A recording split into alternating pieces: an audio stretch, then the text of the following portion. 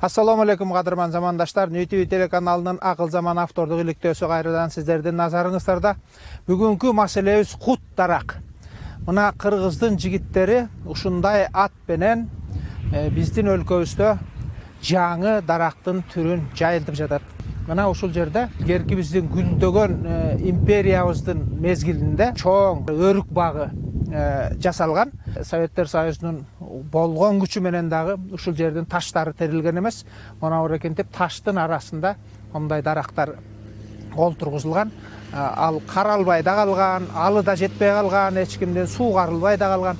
Анан бүгүн ушул аянтты тазалап, эң заманбап түргө келтирип, аябай баягы көздүн жоосун алган кооздукка жеткирип, анан ошол жерге бүткүл өлкөбүздү асманга көтөрөр, табиятын өзгөртөр бир жаңы даракты алып келип олтургузуп башташты.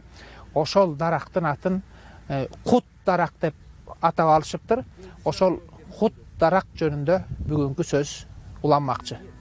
Бул дарактын мекени түштүк Кытай, башкача айтканда эзели кышты билбеген тропикалык өсүмдүк.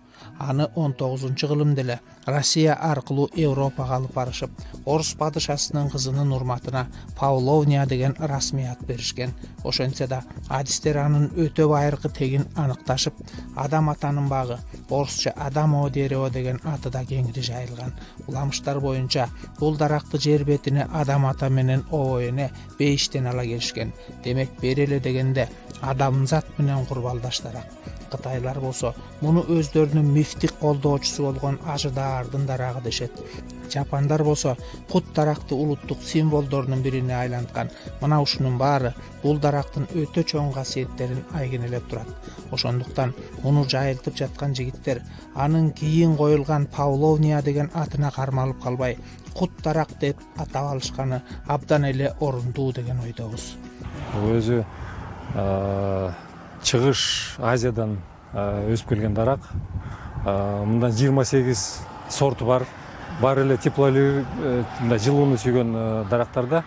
Бирок 6 жыл мурун Кытайда Сиань деген шаарында ошо суукка туруктуу кылып гибрид кылып өстүрүшкөн. Ошондон кийин аны Европага тарап кетти. Германия, Чехословакия, Болгария, Польша деген Европанын өлкөлөрүндө ошо сууга байымдуу сортту кытайлар өздөрү жасаган, Өздөрү жасашкан, өздөрү жасап, өздөрү таратып атат.